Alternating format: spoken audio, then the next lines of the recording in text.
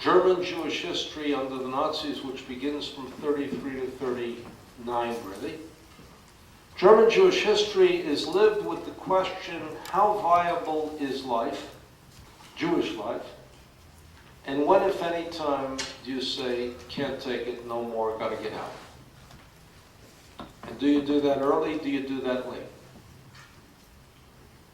How quickly do you do it? Funny story about that is the story of the senator from Minnesota, a fellow by the name of Rudy Boschwitz, the former senator from Minnesota. He said, look, my father's the smartest man in the world. Why is your father the smartest man in the world? I thought he was the smartest man in the world.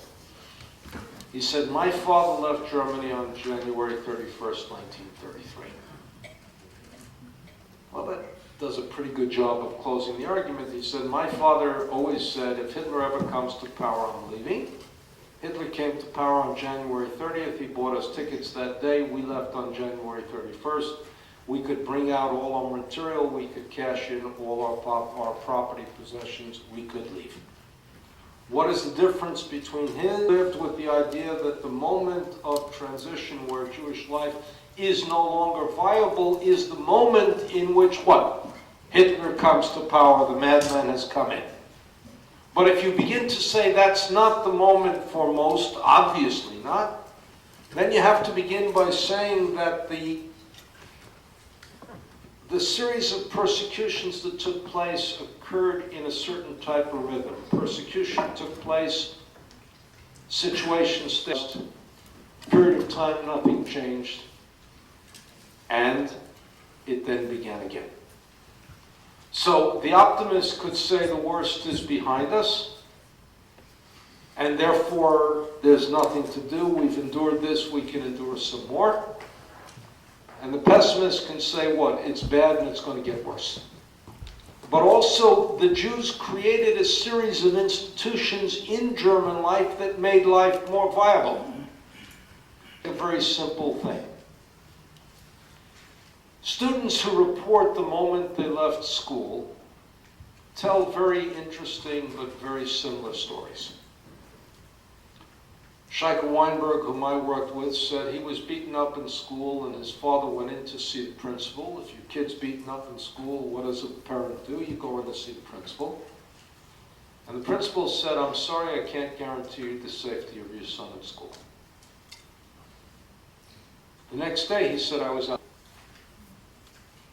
Another girl describes falling down and being beaten up in the playground and bleeding and going to a teacher to intervene. The teacher said, I'm not going to touch Jewish blood. And this is before, AIDS and before you put on gloves, and we understand today you don't touch blood, but you put on AIDS. But teachers are supposed to what? Intervene. But then the Jews created an institution called the Jewish school. And kids remember the Jewish school as the moment in German life when they were safest. You may get beaten up going to school, you may get what? Beaten up on your way home from school, but once you're in school, your teachers are treating you well, your fellow students are treating you well, your friendships are deep, and the only experience you have is a very interesting experience, which there will be, for a while, there will be more people coming in, because more kids are being withdrawn from German schools. And then gradually there'll be less people every day because more people are immigrating. They're leaving. Let's take the largest of these issues of the difference in time. And that's the difference, for example, between the two perceptions of ghettos. 1939, Germany invaded Poland. 1940, Polish Jews were put in a thing called a ghetto. But don't think of it the way in which we use it today. Think of the ghetto as essentially a section of the city that was separated from the other section, a prison without the ability to walk in and out. In retrospect, in German time, we understand that the city, the ghetto, was a place to hold Jews until you developed an infrastructure to kill them. In Jewish time, the ghetto was a place to live indefinitely. And if the Jews said it was a place to live until, it was a place to live until the Allies won the war, the German people came to his senses, Hitler was overthrown. In other words, you had to make life in this interval. You didn't know what was going to happen, so you had to live with a sense of it being what? Being inhabitable, being livable, not being temporary, circumstances in which you were placed in. That changed at one very basic moment, changed at the one very basic moment at which you understood that the ghetto was going to be, quotation marks, liquidated, which means eliminated, and transports, deportation set in.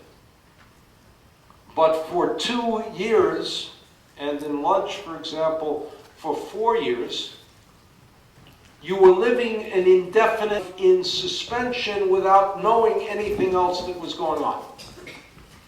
And psychologists will also tell you, and sociologists of knowledge will also tell you, that how are things known?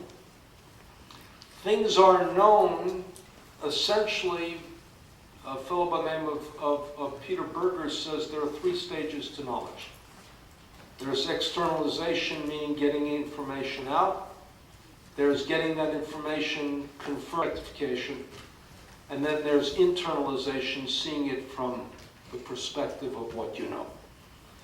Walter Lacour, who's a great political scientist, says there was a lot of information, but very little of it reached the status of knowledge. Information there was in abundance, but only when you had knowledge could you internalize it.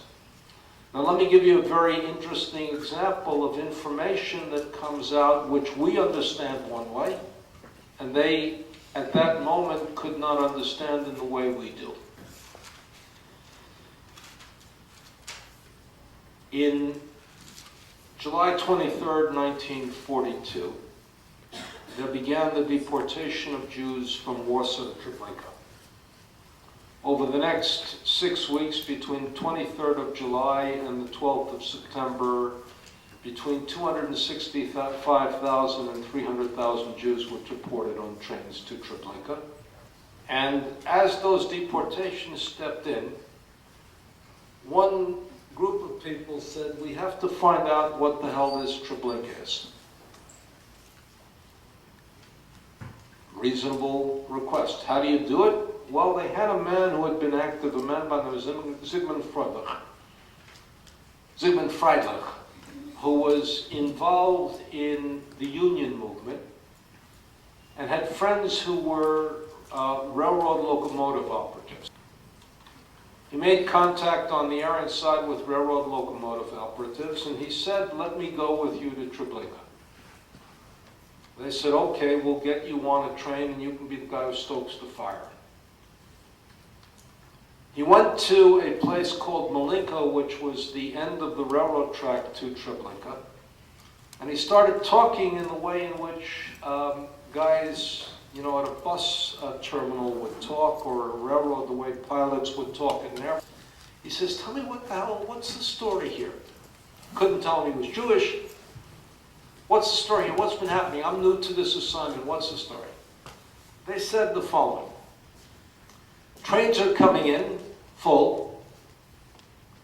They're going out. I see you're saying it, they're going out empty. Okay. He knew that sitting in Warsaw. No food has been delivered to the camp. No wells have been dug. Late at night, no sound is to be heard. We now know what? We know what that means. He didn't know what it meant. He then says, look, I need to get in there. I need to know what's happening. And as he's trying to find a way to get into Treblinka, he sees somebody coming out and saying, this is what's happening. A man's coming out, he's dressed in underwear, and he's like a madman, like a lunatic. He interviews the man, he says, what's happening? He says, they're killing people there in gas chambers. And they're burning them in open fires. That to us becomes standard information. To him, this was unprecedented information.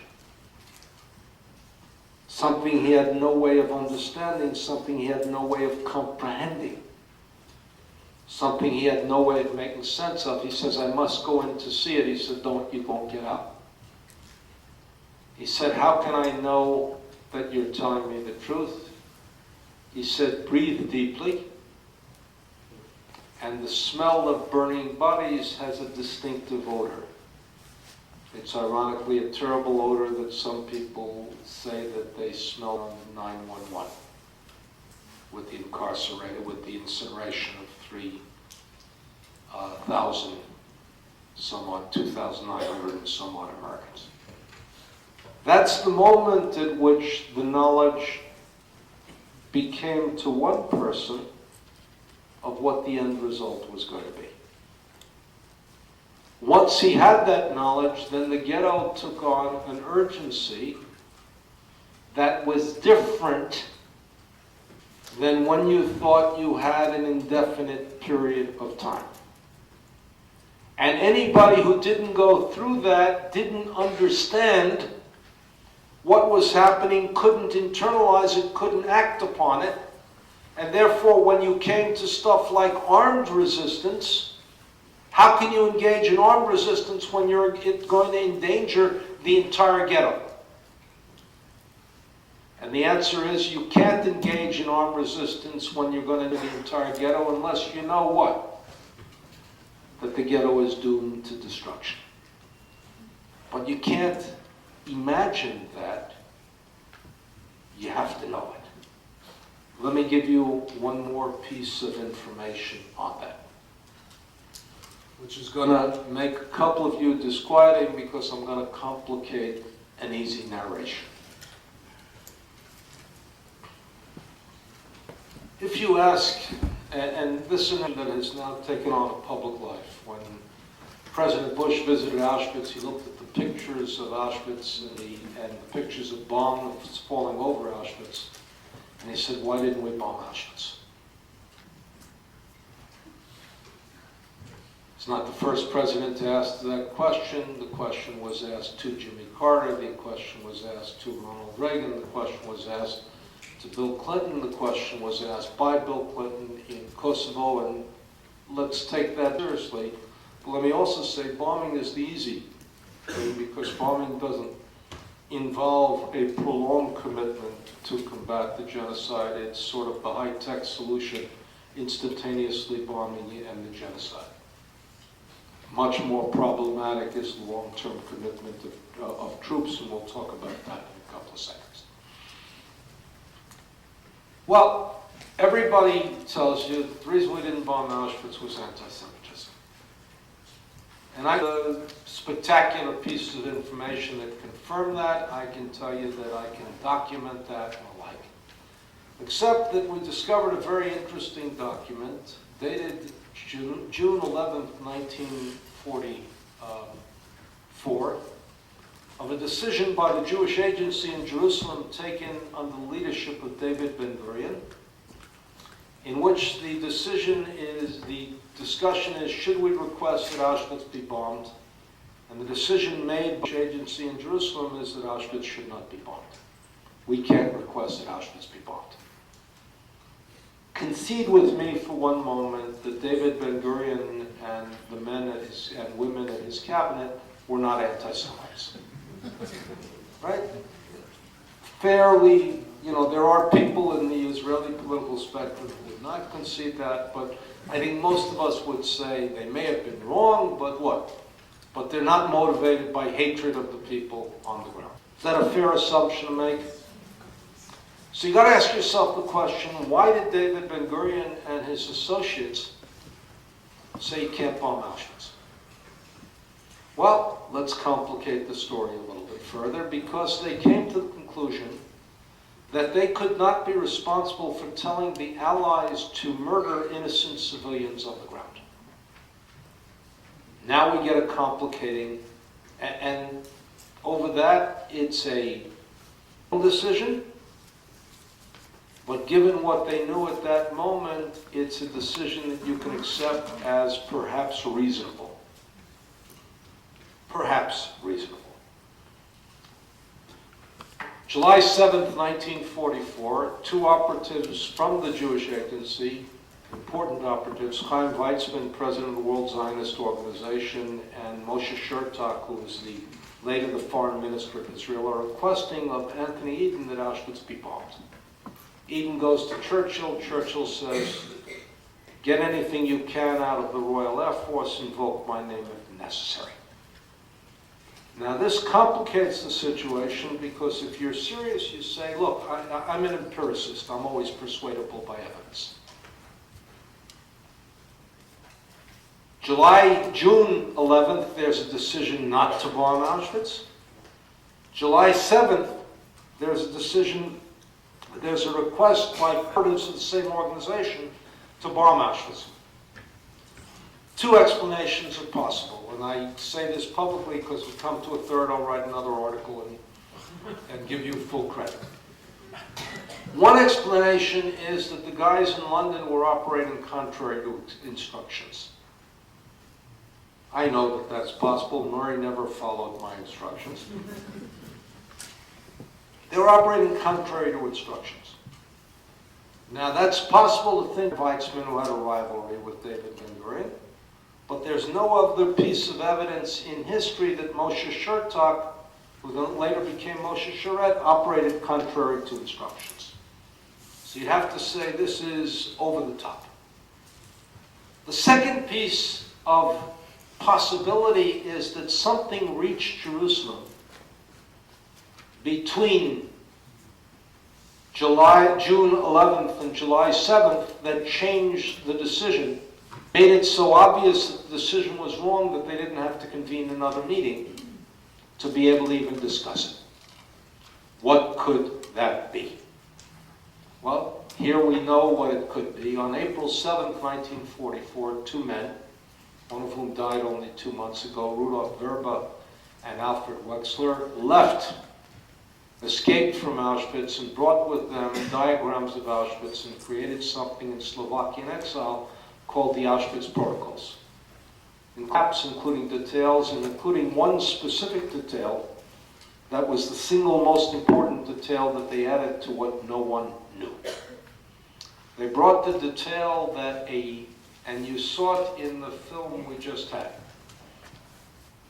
that a railroad spur had been built into the center of Birkenau with 2 tracks.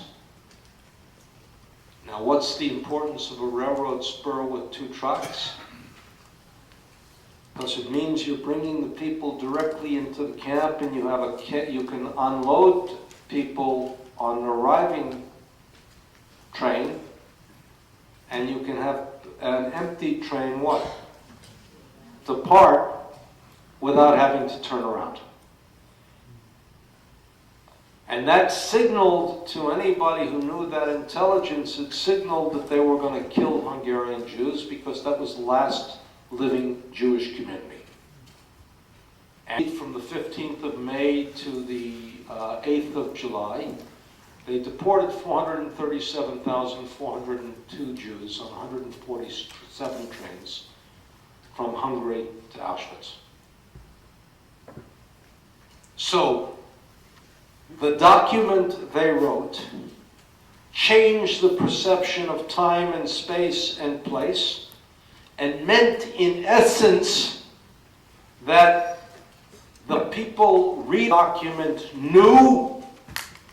They no longer had merely information they knew they could apprehend, and then the request to bomb Auschwitz becomes self-evident.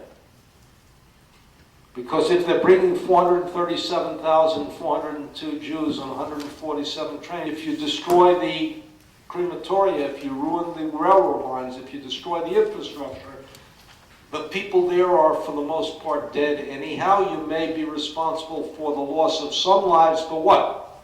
You're screwing up the system, and that redounds to the benefit.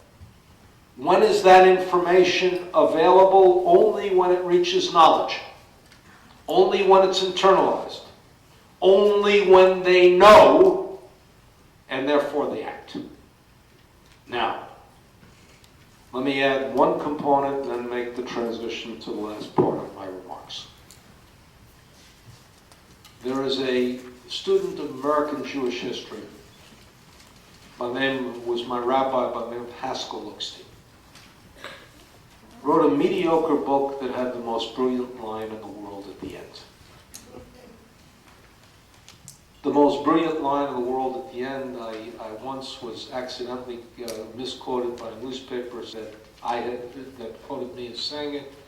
I said, he had said it, would that I was so wise. And he said something very interesting. He said the Holocaust may have been unstoppable. Namely, once the Germans determined to do this, nothing American Jewry and nothing even the American government did short of winning the war might have stopped the Holocaust.